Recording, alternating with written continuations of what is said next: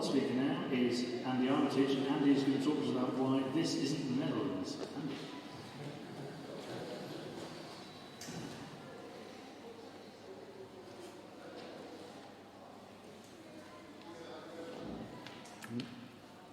It's coming. It's coming. Apologies for the washing out of the screen there. Hi, so I'm Andi Armitage, and the misunderstood optimist. This isn't the Netherlands. Bit of a surrealist start, but this looks like the Netherlands to me. Windmill, bike, canal. All we need is somebody riding a bike wearing a pair of clogs. There it is. This isn't the Netherlands. A common response on Twitter when people are arguing about cycling in the UK. It's different there. It's flat and it doesn't rain. 137 days of rain in the Netherlands and 133 days of rain in the UK. Where is your helmet? Like rollouts, Colin Finn said on the internet about cycling in the UK. But cycling in the Netherlands is normalised.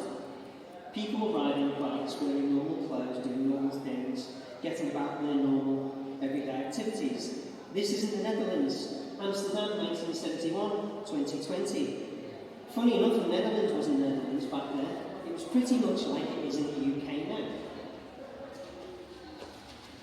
Amsterdam wasn't bike-friendly in the 70s. It was terrible, traffic was terrible, and they only improved by restricting cars. Once they restricted cars, the other alternatives became viable again. Walking, cycling, and scooting. In the 1970s, change in Amsterdam streets were met with similar opposition and vandalism that many UK cities are experiencing today, as we attempt to transform our own streets into shared space for people, bikes, buses and cars. Amsterdam children were fighting in the streets.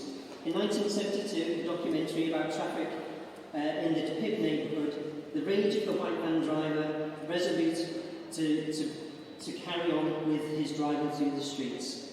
This isn't the Netherlands, really.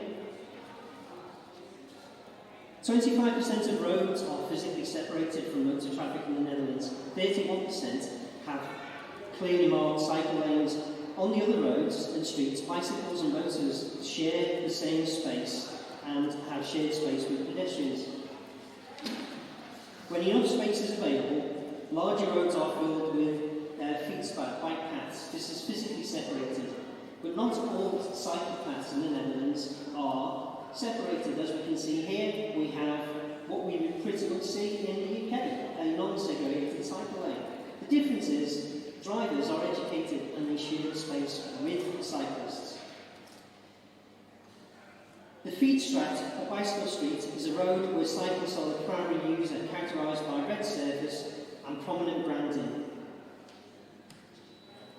As you can see here, cyclists and drivers share that space. They are low speeds, optimised for cycle-friendly traffic, and they intended as a low-cost, politically popular way to create a connected network of streets.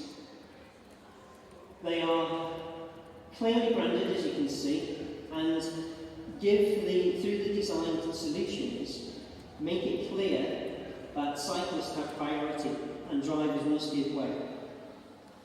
Woonerven and Woonerve are home zones and living streets, and it's a type of Dutch residential street developed in the 1970s to be safe and quiet with limited traffic. Woonerven encourages shared space principles. Pedestrians can use the full width of the road, and playing is also allowed. Imagine that.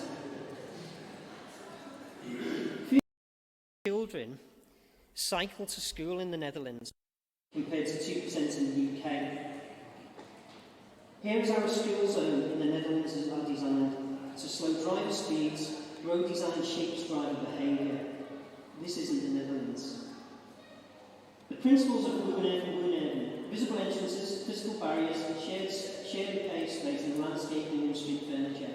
The features that you see in those images aren't dissimilar to the high-density streets that we see in Liverpool and around the UK.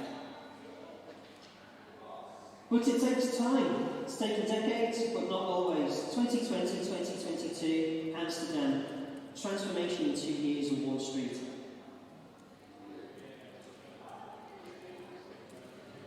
This is what we would define as state-of-the-art cycling infrastructure